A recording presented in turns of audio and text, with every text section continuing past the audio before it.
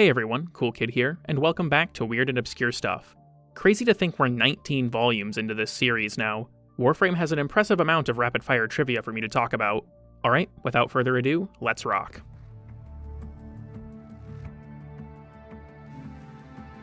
Deep mine missions are considered open world for some reason, which means that pausing the game in solo play doesn't actually pause the game. Adding on to this open world weirdness, Call can't be summoned because the game tries to spawn him in on a dropship. The Corpus hacking segment in the teacher quest lasts for a whopping 5 minutes. The Scrofa Grenadier crewman uses an amalgamation of a Lanka and a Penta as their weapon. Scrofa D's nuts, sorry. Hidden around the deep mines, you can find several Sprodlings who give you decoration blueprints when interacted with. I'm not going to show them all in this video, but I'll post the locations in the description if you want to get them. If you have the Sprodling ephemera equipped on your Drifter, then Sprodlings will spawn around the backroom mirror. Ureli Prime has a unique Captura scene that doesn't show any attachments or her deluxe skin. Adding on to this, it always uses the first cosmetic slot and the camera is locked in place. Despite having a cybernetic eye implant, Nightcap's model actually has 2 normal eyes. Hidden in one of the Holvanian subway tiles, you can find a Floof tea party.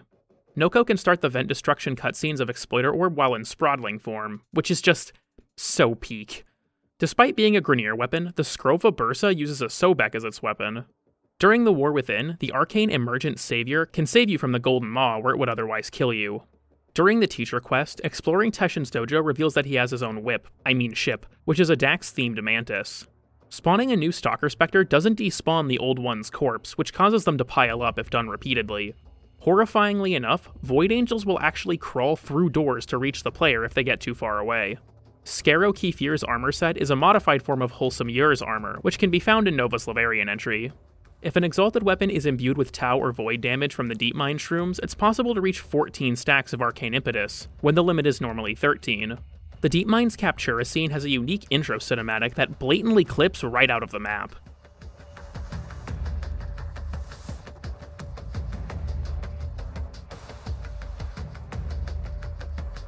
The Trank Rifle can be equipped in Arcwing missions for some reason, though the Mining Laser and Fishing Spear cannot be equipped.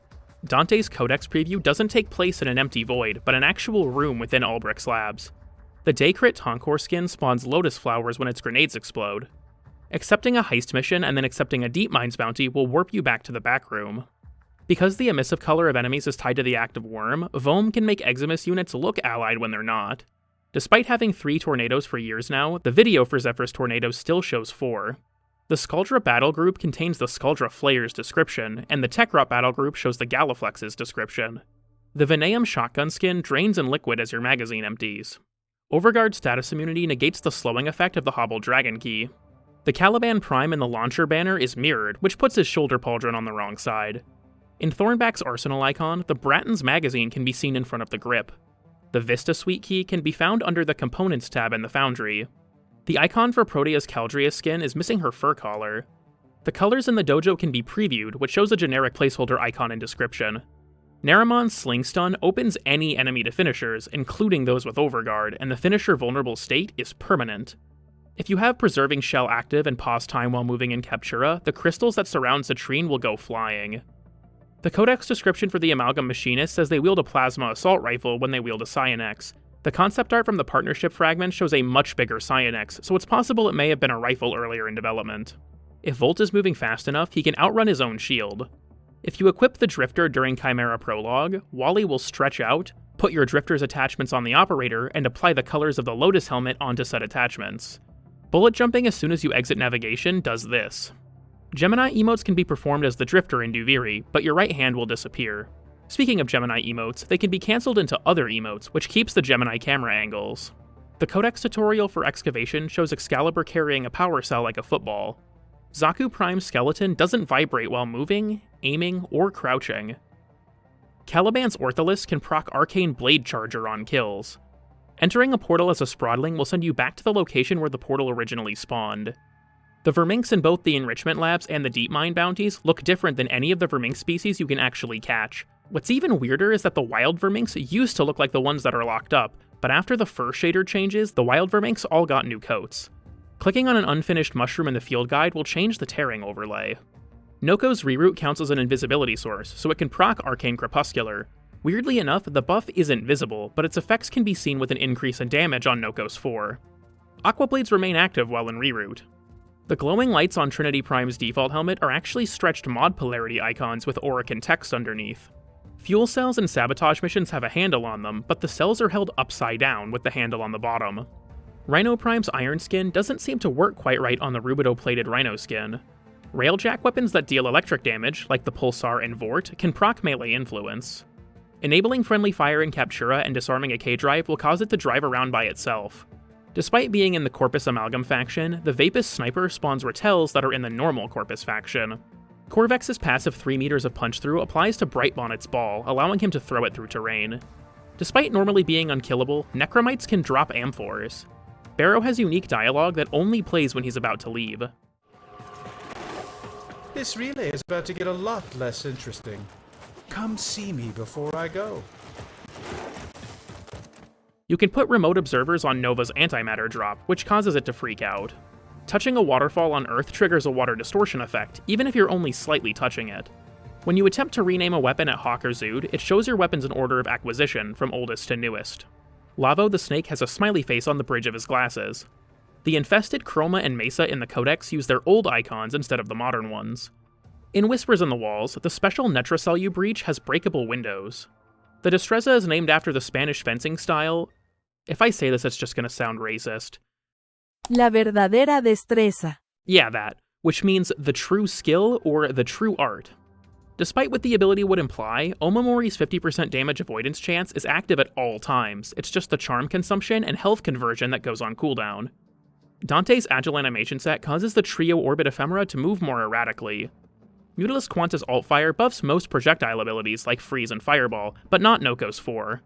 The music in the Cetus Captura scene is tied to the time of day.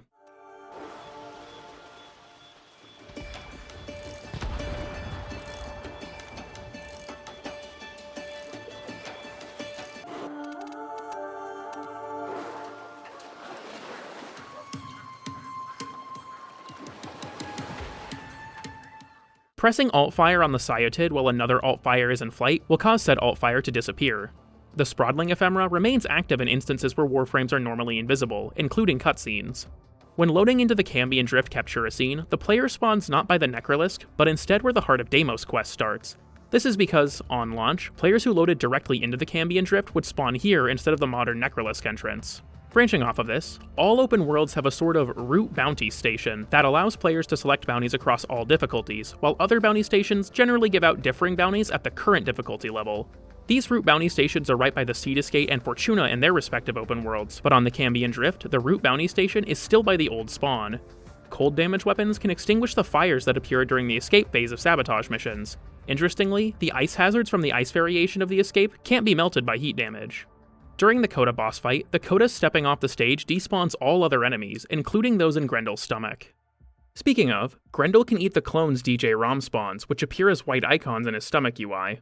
During the Teacher quest, after waking up from the chair, Teshin is actually wielding 2 suns instead of Sun and Moon.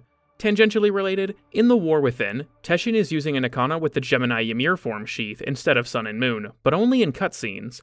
Apparently, traveling to the Lua Reservoir in the War Within can show the old Venus skybox. The Sprodling Ephemera remains active in Arcwing, which is fantastic. For some reason, several of the missions in the Whispers in the Walls quest can be played on the Steel Path. When using Coil Horizon on Protea, the tossing and detonation of the bowling ball each count as separate abilities for Protea's passive. When transforming a weapon with a skin into its incarnate form, elemental VFX remain where they were on the skin. If you give a weapon with Amalgam Barrel Diffusion to a rescue target, you'll still get the dodge speed benefit. Mining laser sparks point towards the open world's point of origin, the Cetus Gate in the plains, Fortuna on the Vallis, and the Necrolisk on the Cambion Drift. Alright, that's all for today's episode. Like, sub, all that nonsense. A huge thank you to all of my channel members for bankrolling this content, and a huge thank you to you for watching. I hope you've enjoyed the video, and I'll see you all next time when I get more funny strategies nerfed.